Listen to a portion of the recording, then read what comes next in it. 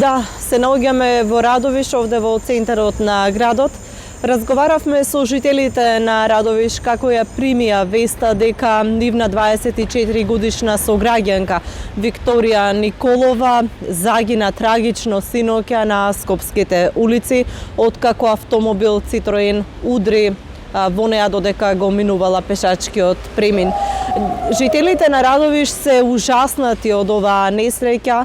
Разговаравме со нејзини познаници, велат дека Викторија била прекрасна девојка со испланиран живот пред неа, што туку го завршила факултетот и не може да се помират со оваа необјаснива загуба.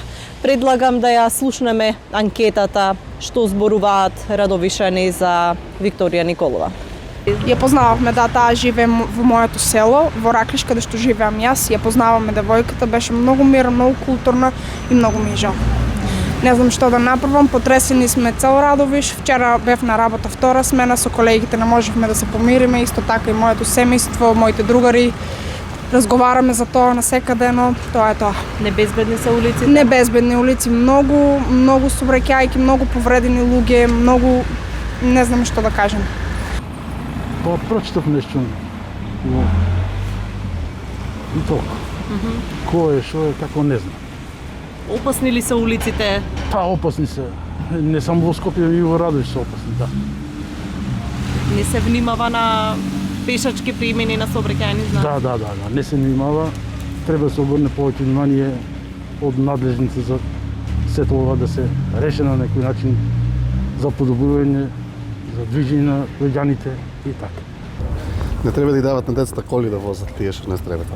Знаеме за случајот, тоа е голема трагедија не само за општина Радовиш, туку и за Република Македонија.